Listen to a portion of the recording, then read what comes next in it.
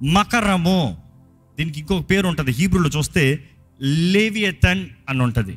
ఏంటి లేవియతన్ అన్నమాట? ఈ లేవియతన్ అన్నదప్పుడు ఇది ఒక మృగము మాత్రమే కాదు, కానీ ఒక ఆత్మకి లింక్ అయి ఉంది. ఈ ఆత్మ ఎలాంటిది అన్నది ఈ వాక్యం నుండి మనం గ్రహించుకోగలుగుతాము. ఈ లేవియతన్ స్పిరిట్ అన్నదప్పుడు, ఈ మకరపు ఆత్మ అన్నదప్పుడు ఈరోజు ఎంతో మందిని పట్టి పీడిస్తుంది.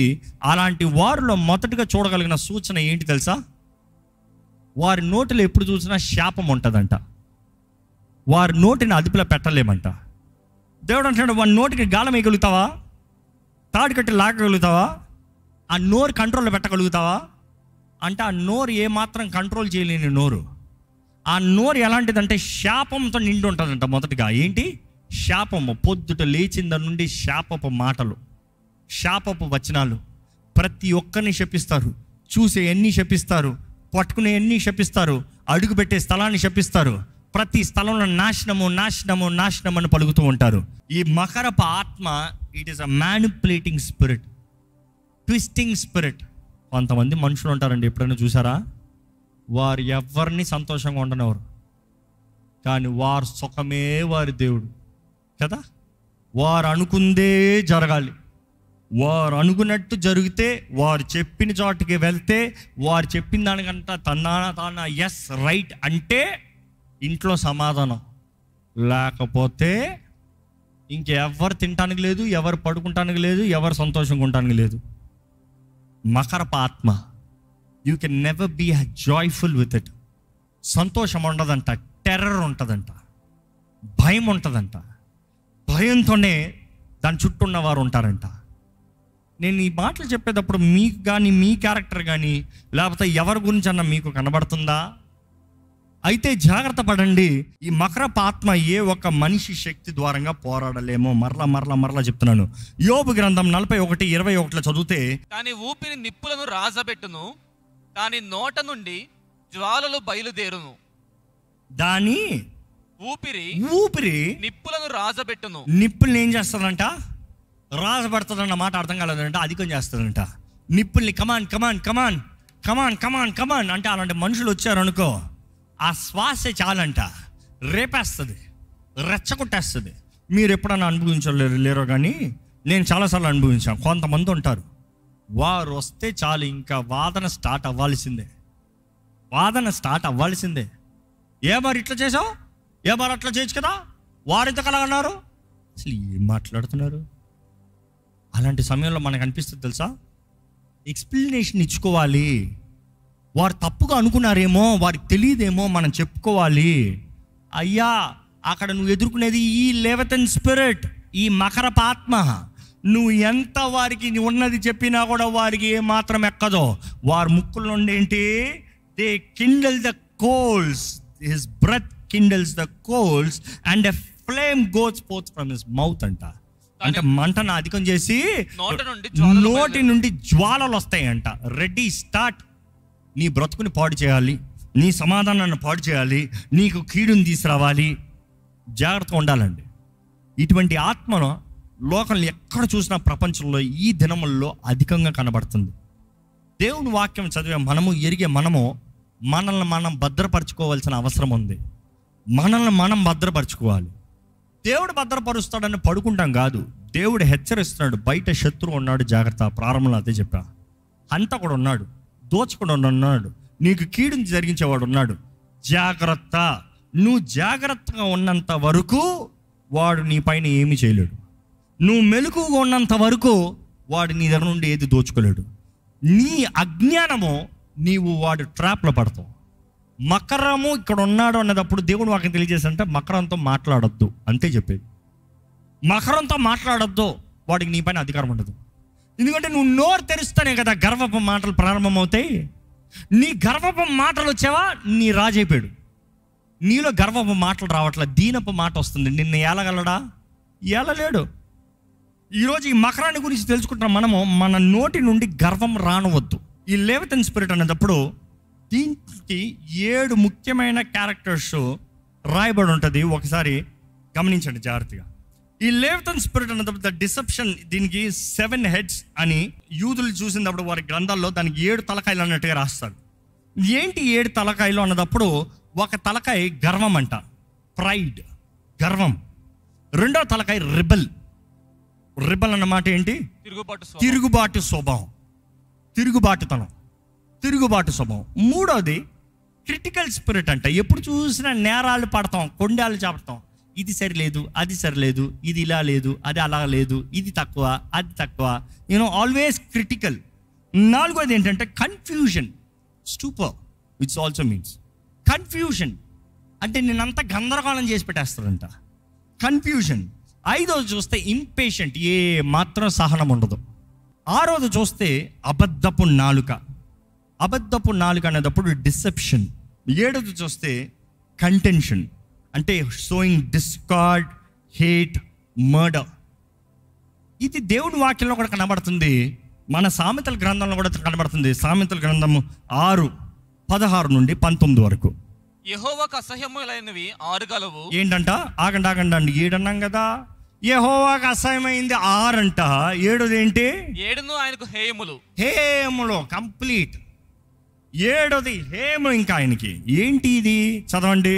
అవేవనగా అహంకార దృష్టియు, కళ్ళల్లాడు నాలుకయు, నిరపరాధులను చంపు చేతులను, దుర్యోచనలు యోచించు హృదయమును, కీడు చేటుకు త్వరపడి పరుగులెత్తు పాదములను, లేని వాటిని పలుకు అబద్ధ సాక్షియు, అన్నదమ్ములలో జగడములు పుట్టించు వాడును. ఈ 7 మీలో ఉందంటే మాత్రం ఈ అపవాది మిమ్మల్ని ఏళ్తున్నాడు అని అర్థం. ఈ 7 మీరు చూసినట్లయితే ఎక్కడన్నా దయచేసి అర్జెంటుగా ఎస్కేప్ అయిపోండి అని అర్థం. Don't fight.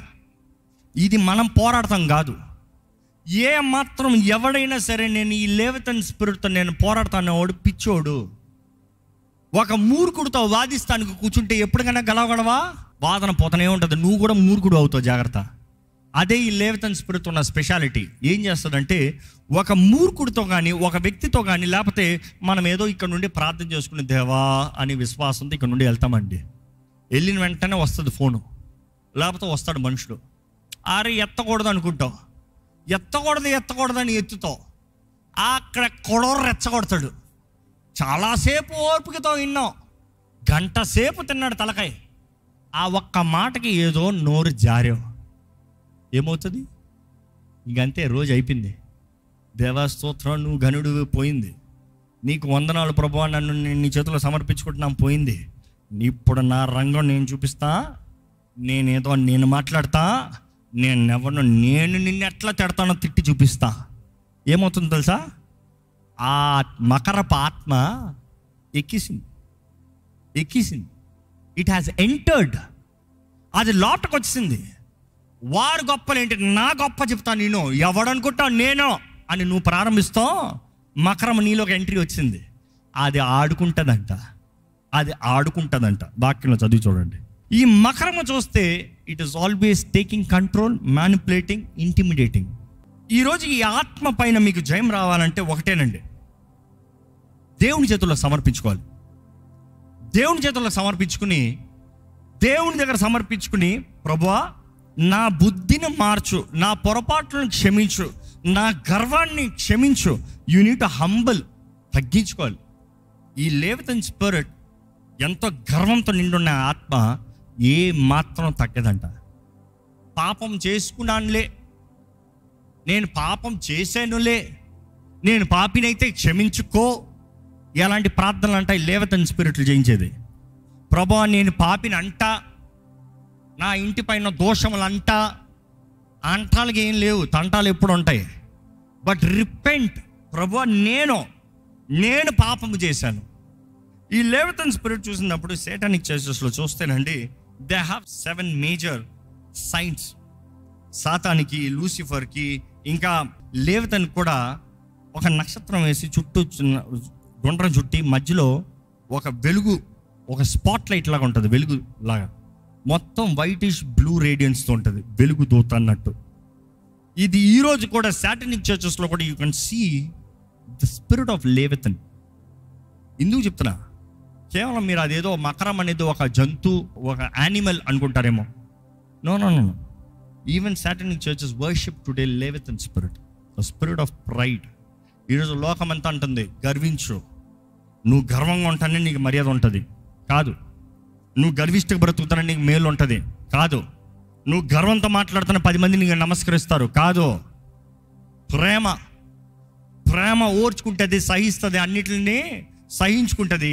అన్నిట్లో ప్రేమే విలువైనది, శ్రేష్టమైనది. ప్రేమ లేని వారు అయితే దేవదూత భాషలో మాట్లాడిన ఒకడా టింగిలింగ్ అంట, టింగిలింగ్ సింబల్స్ అంట, టింగి టింగి టింగి టింగి టింగి అని కొట్టేవాడు. ఏం ప్రయోజనం లేదు. నేను భాషల్లో మాట్లాడుతున్నాను కాదు, ముఖ్యమో ప్రేమ ఉందా. గర్విష్టి ఈ లేవతన్ స్పిరిట్ ఉన్నవారు దే స్పీక్ ఫాల్స్ టంగ్స్. పరిశుద్ధాత్ముడు ఉన్నాడు, పరిశుద్ధాత్మ వరాలు ఉన్నాయి. పరిశుద్ధాత్ముడు నాతోనే మాట్లాడతాడు, నాకే దేవుడి దగ్గరకు ఉన్నాడన్న రీతిగా ఉంటారంట. ఈ Leviathan spirit is very dangerous. మోసపరిచే ఆత్మ వెలుగుతోత వేషంలో వస్తుంది. నేనే భక్తుడని, నేనే విశ్వాసిని, నేనే అన్న రీతిగా. యోబు 41లో చూస్తే చివరికి దేవుడు అంటాడు, యోబో నిన్ను జాగ్రత్త, గర్వం రానవద్దు, ఈ మోసపరిచే ఆత్మ నిన్న మీద పనిచేయనవద్దు, నువ్వు ఆ రీతి ఉండనవద్దు. ఎప్పుడైతే జోబు పశ్చాత్తాపడతాడో, సమర్పించుకుంటాడో, మరలా సమాధానం పడతాడో, అప్పుడు దేవుడు తన జీవితంలో కార్యం జరిగిస్తాడు. యోబు 42:10 ఒకసారి చదువుతామండి. మరియు యోబు తన స్నేహితుల నిమిత్తము ప్రార్థన చేసినప్పుడు యెహోవా అతని క్షేమస్థితిని మరలా అతనికి దయచేసెను. మరియు యోబునకు పూర్వము కలిగిన దానికంటే 2 అంతలు అధికముగా యెహోవా అతనికి దయచేసెను. దేవుడు 2 అంతలు ఇచ్చే దేవుడు. కానీ ఎందుకంటే యోబుతో దేవుడు ఈ లేవతన్ గురించి మాట్లాడతాడు. ఎందుకంటే యోబు అంటాడు, దేవా నేను రైట్, నువ్వు రాంగ్. ఎందుకు నాకు ఈ నష్టం అంతా? నేను ఎందుకు పోగొట్టుకునేదంతా? నేను మంచోడు, నువ్వు చెడ్డోడివి. నేను చేసిందంతా సరి ప్రభువా, నువ్వు చేసింది తప్పు. అందరూ అంటున్నారు, యోబో నువ్వేదో పొరపాటు చేసావు. నేను ఏ పొరపాటు చేయలే, దేవుడే పొరపాటు చేశాడు. అఫ్కోర్స్ ఆయన పాపం ఏమీ చేయలే. కానీ ఆ గర్వం వచ్చింది చూడండి, నేను నీతిమంతున్నని, నేనేదో మంచోడినని. దేవుడు వెంటనే అడుగుతున్నాడు, అయితే చెప్పయ్యా, లేవతను తెలుసా నీకు? ఈ మకరము తెలుసా నీకు? మకరం గురించి జ్ఞాపకం చేస్తున్నాడు, జాగ్రత్త, గర్వం రానవద్దు. నువ్వు దీనత్వంతో తగ్గించుకుంటే నేను హెచ్చిస్తా, నువ్వు తగ్గించుకుంటే నేను హెచ్చిస్తా. ఈ మకరాన్ని ఎదిరించాలంటే చాలా సులభం అండి. వినటానికి ఇంత గంభీరంగా ఉంటుంది కానీ చాలా సులభం. ఒక గర్వపు తలంపు వచ్చేటప్పుడు అది మకరము మనల్ని దాడి చేస్తాం. ఒక గర్విష్టి మన ముందు మాట్లాడేటప్పుడు మకరము మనల్ని దాడి చేస్తాం. ఒక గర్వానికి అవకాశం కలిగినప్పుడు you have the platform set, శోధన. కానీ ఈ మకరాన్ని ఎదిరించాలంటే చాలా సులభం. ఏంటంటే మనం తగ్గించుకోవాలంట. నేను అతిశయిస్తానికి ఏదైనా ఉందంటే ఎవరిని బట్టి? నా రక్షకుడైన యేసుని బట్టి, నా ప్రియుడైన యేసుని బట్టి, నా ప్రాణ ప్రియుడైన యేసుని బట్టి. ఈరోజు నేను ఇలా ఉన్నానంటే దేని బట్టి? ఆయన కృపను బట్టి. ఈరోజు నా జీవితంలో ఏదైనా ఉందంటే దేని బట్టి? ఆయన అనుగ్రహించిన దయదాక్షను బట్టి. ఈరోజు నాకు ఇంతగా నేను ఆశీర్వించబడ్డానంటే ఆయన ఇచ్చిన బహుమానాలను బట్టి. ఆయన వాక్యం చెప్తుంది, every good and perfect gift comes from above. నేను సంపాదించున్నది కాదు, ఆయన ఇచ్చేది. మకరాన్ని ఎదిరిస్తాం ఎప్పుడు? తగ్గించుకుంటాము, దేవుని గణపరుస్తాం. ఎప్పుడైతే మనం తగ్గించుకుంటున్నామో మకరానికి మన మీద అధికారం ఉండదంట. మకరం దాటిపోవాల్సిందే. ఒక్క చిన్న మాట చాలు. హేరోదండి పురుగులు బట్టి చచ్చాడంట. తను తాను గర్వించుకుంటూ తన అతిశయాన్ని తను మాట్లాడుకుంటాం. పురుగులు బట్టి, అక్కడికక్కడ పురుగులు బట్టి చచ్చాడంట. ఈ మకరపు ఆత్మ అలాగనే చేస్తుంది. ఒక మనిషిని గర్విష్టిగా మాట్లాడింపజేసి దేవదూషణ, బ్లాస్ఫమీ, వారు దేవుడిగా మాట్లాడింపజేసి వారికి నాశనాన్ని తీసుకొచ్చేది. ఈరోజు జ్ఞాపకం చేసుకోవాలి, ఈ మకరపు ఆత్మ అనేక మందిని పట్టి పీడిస్తుంది అనేటప్పుడు ప్రారంభించేది ఎక్కడంటే it will look for inferior feeling అంట. నాకేమి లేదే, నాకు ఏది రాదే, నాకు ఏది కుదరదే, నాకు ఏది చేత కాదే అనే వారితో ప్రారంభమవుతుందంట. జాగ్రత్త. ఒక మనిషి అధికంగా తాను కనపరుచుకుంటానికి ఆశపడతాడు. ఎప్పుడు తెలుసా? గతంలో ఏమి లేనివాడిగా దరిద్రతలు ఉన్నవాడు సడన్గా కొంచెం వచ్చిన వెంటనే నా దగ్గర అన్నీ ఉన్నట్టుగా ఘనంగా చూపించుకోవడానికి వస్తాడు. మకరం ఆత్మ, జాగ్రత్త. అన్నీ ఉన్నవాడికి ఎవరికి చూపించుకోవాల్సిన అవసరం లేదు. I'm fine like this, so what. కానీ ఈ మకరపు ఆత్మ ఎలాగంటే ఈ దీన స్థాయిలో ప్రారంభించిన వారి దగ్గరకు వస్తాడు. ఇప్పుడు చూపి నువ్వెవరో, ఇప్పుడు చూపి నీ దగ్గర ఏముందో, ఇప్పుడు చూపి నువ్వు ఎట్లా మాట్లాడుతావు, ఇప్పుడు చూపి నీ ఉద్యోగం ఏంటో, ఇప్పుడు చూపి నీ ఆస్తి ఏంటో, ఇప్పుడు మాట్లాడు, ఎవడేం మాట్లాడతాడో చూద్దాం. It is boasting. కానీ తగ్గించుకుంటే మకరానికి మన పైన అధికారం ఉండదంట. మనం తగ్గించుకుంటాం, మన హృదయంలో తగ్గించుకుంటాం. రెండోది ఏంటంటే, గతంలో మీరు ఏదైనా ఇప్పటికే మకరానికి అంగీకారంగా మీరు పలికిన మాటలు, చేసిన కార్యాలు ఉంటే అవి కొట్టివేయాలంట. Renouncing, Bible talks about renouncing. Renounce అన్న మాట చూస్తే, ఒక కంపెనీలో నీవు చేరినప్పుడు ఆ కంపెనీలో అగ్రిమెంట్ రాస్తావు. ఏమని? నేను ఈ కంపెనీకి ఈ టైం నుండి ఈ టైంకి పనిచేస్తాను, ఇంత జీతం తీసుకుంటాను, నేను ఇంతకాలం ఉంటాను, నేను ఈ కంపెనీ వదిలిపోయే ముందు 3 నెలల ముందే తెలియజేస్తాను. Notice period, what ever agreeing. అంటే నా బ్రతుకులో ఉన్న సమయాన్ని, నా జీవితాన్ని ఈ కంపెనీకి అమ్మి వేస్తున్నాను. అంతే కదా నిజము? నా బ్రతుకులో ఉన్న సమయాన్ని, నా జీవితాన్ని ఈ కంపెనీకి అమ్మేస్తున్నా. సో ఈ కంపెనీకి నా బ్రతుకు పైన అధికారం ఉంది. నేను అగ్రిమెంట్ సైన్ చేశాను. ఒక కంపెనీతో నువ్వు సైన్ చేసిన తర్వాత ఎవరికి చేయకుండా ఇంకో కంపెనీలోకి వెళ్ళి జాయిన్ అయిపోయి ఇంకో సైన్ అగ్రిమెంట్ అయ్యి, ఇంకో కంపెనీ మంచి కంపెనీ దొరికిందని ఈ కంపెనీలో అగ్రిమెంట్ ఉన్నదప్పుడే ఇంకో కంపెనీలో చేరి వర్క్ స్టార్ట్ చేసావు. You have sign the contract. ముందు కంపెనీ ఊరుకుంటారా? నువ్వు కొత్త కాంట్రాక్ట్ సైన్ చేసినంత మాత్రాన ముందు కంపెనీ అయితే పర్వాలేదులే కానిచ్చుకో అంటారా? అయ్యో నీకు ఇవ్వాల్సిన జీతం అవ్వక్కర్లేదా, పర్వాలేదులే వెళ్ళిపో నీ దారిలో అంటారా? ఈ లోకంలో ఉన్న ఈ చిన్న చిన్న బుల్ల కంపెనీలే ఇట్లా చేస్తున్నారు. ఆత్మీయ రంగంలో నువ్వు అపవాదితో అగ్రిమెంట్లు రాసావు గర్వముతో. నాకు డిఫెన్స్ నువ్వే, నా నోట్లో బూతులు నువ్వే ఇస్తావు, ఒకరిని కొట్టేలాగా కోపం నువ్వే ఇస్తావు. ఎందుకంటే ఈ మకరం గురించి చెప్పాలంటే ఇంకో పాయింట్ ఉంది, టైం అయిపోయిందని ముగించేస్తున్నాం. కానీ అన్కంట్రోలబుల్ యాంగర్ అంట.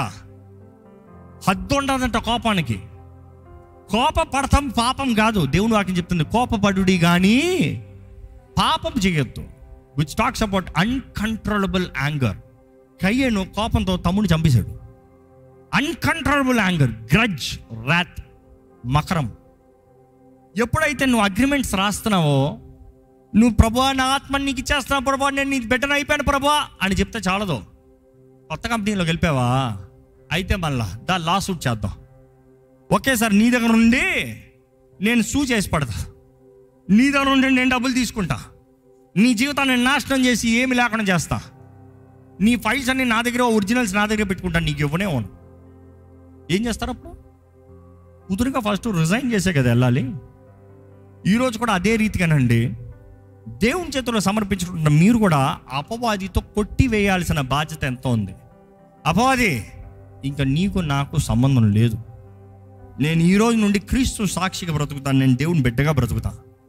ఓ పాపమ్మ, ఇంతవరకు నీ నా మీద అధికారం ఉండింది, కానీ ఇదిగో నా క్రయధనము ఎవరు చెల్లిస్తున్నారు? యేసు ప్రభు. యేసు రక్తం ద్వారా నాకు క్రయధనం చెల్లించబడుతుంది. I'm free. ఇదిగో నీ పేమెంట్ యేసు ప్రభు కడుతున్నాడు. యేసయ్యా నా పాపాలు ఒప్పుకుంటున్నా, పరమ తండ్రి నన్ను అంగీకరించయ్యా, నీ రక్తం, నీ ప్రియ కుమారుడు రక్తంతో నన్ను కడిగి నన్ను స్వతంత్రంగా చెయ్యి. It is Varsha. You need to set your self free. అంటే నీకు నువ్వు విడుదలను అంగీకరించాలి, నీవు రక్షణ మార్గంలోకి రావాలి, నీవు ఒప్పుకుని ఆయన చేతులకు సమర్పించుకుంటే ఆయన కార్యం జరిగిస్తాడు.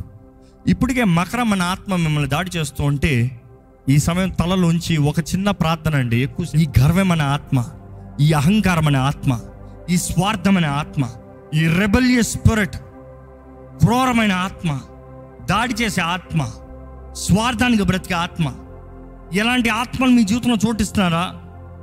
ఎప్పుడు చూసినా జీవబిడ్డ అమ్మమంట, దేవుని మాటను వినరంట, క్రిటికల్ స్పిరిట్, ఎప్పుడు చూసినా విమర్శన ఆత్మ, కన్ఫ్యూజన్ స్పిరిట్, అన్ని తారుమారు చేసుకుంటూ అన్ని నాశనానికి నడిపిస్తాము. ఏ మాత్రము సహనము లేని ఆత్మ, అబద్ధపు నాలుక, ఎప్పుడు చూసినా నాశనాన్ని, కీడుని, తెగుల్ని పంచుతాము. ఎప్పుడు చూసినా ఒకరి గురించి ఇంకోళ్ళ దగ్గర కీడుని మాట్లాడతాము, ఇంకోళ్ళ గురించి ఎప్పుడు చూసినా నాశనము మాట్లాడుతూ సమాధానాలను, కుటుంబాలను పాడు చేస్తాము. అడగండి, ప్రభా నాకు విడుదల దయచేయ్యా, నాకు కావాల్సిన ప్రేమ దయచేయ్యా, నాకు కావాల్సిన సహనం దయచేయ్యా, నాకు జయకరమైన జీవితం దయచేయ్యా. ఇదిగో తండ్రి, నా పాపములన్నీ ఒప్పుకుంటున్నానయ్యా. మన నోటితో ఒప్పుకోవాల్సిన అవసరం ఎంతో ఉందండి దేవుని వాక్యానుసారంగా. హృదయంలో నమ్మి నోటితో ఒప్పుకోవాలంట. చెప్పండి, యేసు ప్రభు నామములో నీ దగ్గరకు వస్తున్నాను తండ్రి, నా తప్పులు ఒప్పుకుంటున్నాను, నా పొరపాట్లు ఒప్పుకుంటున్నాను, నా దోషంలో ఒప్పుకుంటున్నాను, నేను చేసిన అవిధేయ కార్యాలను ఒప్పుకుంటున్నాను, గర్వపు మాటలు ఒప్పుకుంటున్నాను, నేను ఒప్పుకుంటున్నాను అయ్యా, కొట్టివేయ్యా. ఇతరులను దూషించిన మాటలను బట్టి నన్ను క్షమించు ప్రభా. ఇతరులకి కీడు మాట్లాడిన మాటలను బట్టి నన్ను క్షమించు ప్రభా. ఇతర జీవితాలని పాడు చేసిన విధానాన్ని బట్టి నన్ను క్షమించు ప్రభా. ఇతరుల కుటుంబాల్లోకి గాయాలు రేపిన మాటలను బట్టి క్షమించయ్యా. Ask God forgiveness.